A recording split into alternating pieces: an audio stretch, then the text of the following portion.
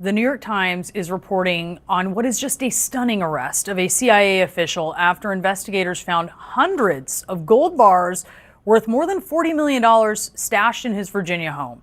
The CIA and FBI say the arrest occurred last week after the agency alerted the FBI about potential violations of the law. And according to court documents, the official, who is identified as David Rush, asked for and received a significant quantity of foreign currency and tens of millions of dollars in gold bars for work-related expenses in recent months. When agents searched Rush's home, they found approximately 303 gold bars, each of which weighed a kilogram, approximately 2 pounds. And investigators also seized $2 million in American currency and nearly 3 dozen luxury watches, many of them Rolexes. I'll note that a lawyer for Mr. Rush declined to comment to the Times, and a woman answering the phone at Mr. Rush's house hung up on a Times reporter. Former Deputy Director of National Intelligence Beth Sanner is back with me. So many questions here, so many gold bars, but what kind of circumstances does the CIA hand out hundreds of gold bars to an officer for? Well, I can't say it ever happened to me, having been an analyst. You don't have any gold bars? I don't, and I never, But, you know, when you're in the operations side and you're operating in denied areas, so one that's very public and lots of people's cleared memoirs is going into Afghanistan at the beginning of going after Osama bin Laden. And CIA officers went in with millions and millions of dollars on their person. And so, you know, this is something that you do when you're working in denied areas. You know, you can look around the world. You might have said maybe Venezuela at that point in time, maybe Yemen, maybe Nigeria, places in the Middle East, maybe still Afghanistan. We don't know. But there are legitimate reasons for a case officer to have these items. You might want to give a gold watch out to an asset to either recruit them or to reward them. You need maybe cash. not 30, but maybe not 30. Well, you know, you got a lot of assets. Yeah, that's right. So there's so much here, the web, right? He's accused of lying about his qualifications as well over the years. The Times says that he inflated his academic credentials and falsely claimed to be a member of the Navy Reserve when he was discharged and then collected pay for that. How does the CIA, of all organizations, miss that? Okay, so when I looked through the affidavit, 2 things came to mind. One is that the guy's a pathological liar, and I'm not a psychologist, so I don't know if that's true. So I'm trying not to slander anybody, but that's how I would read it. You know, and that he's different than than most of the population. Yeah, I mean, the definition for how they'd represent themselves the definition and get of away a with it. Pathological liar is someone who lies and, you know, makes these kind of knowing lies, things that can be found out, but has so much confidence and truly believes what they're telling you. And so therefore, you can pass a polygraph if you're a pathological liar because you truly believe what you're saying is correct. Because physiologically, they're not giving react. Off the things that a polygraph would pick up. You're not sweating when you're lying. Because how, You're not breathing heavily. You believe it. Would he have been polygraphed when he started? I mean, yeah, you think he would have passed multiple or what? Multiple. He was in for 17 years.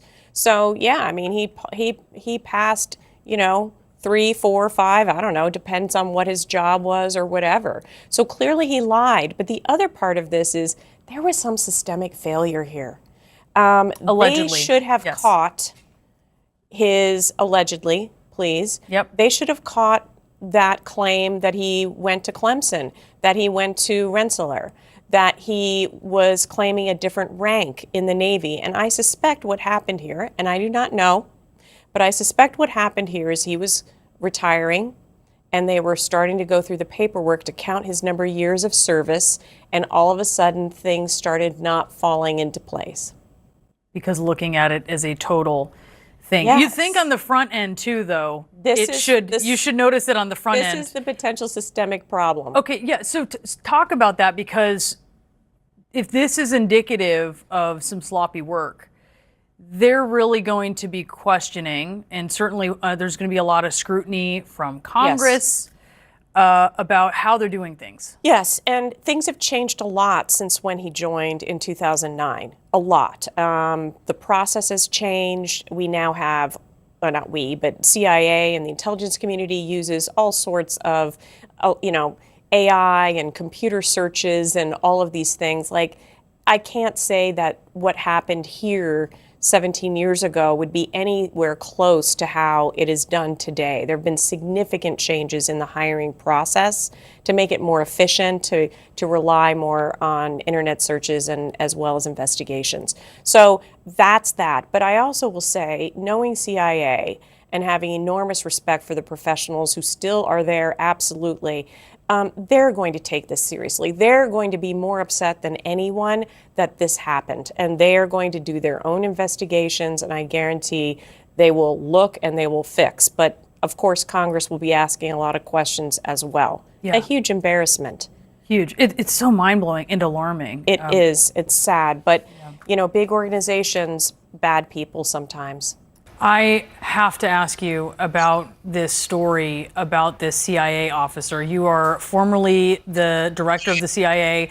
I know that you're talking to your former colleagues all the time about Iran, but I suspect that over the last hours, your text chain has been blowing up about this story, as I'm sure so many people in your position and who've worked at the CIA are seeing that happen.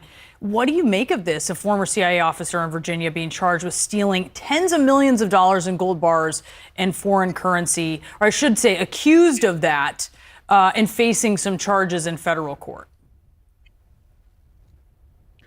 Well, without obviously knowing the full story here, and it'd be interesting to see what the defense is in terms of holding on to 300 gold bars. Something went terribly wrong here. That's the one thing I think you can't help but conclude. You have somebody whose background checks were not made. He basically lied about his education, lied about his military experience, and somehow that was never checked out when he was being hired. Big mistake.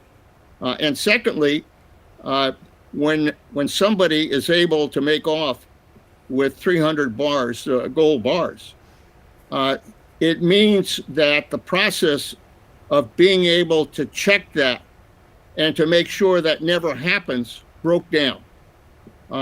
So there's a lot of questions here that raise questions not just about the individual arrested, but whether the CIA, in terms of their process, failed to do what was necessary.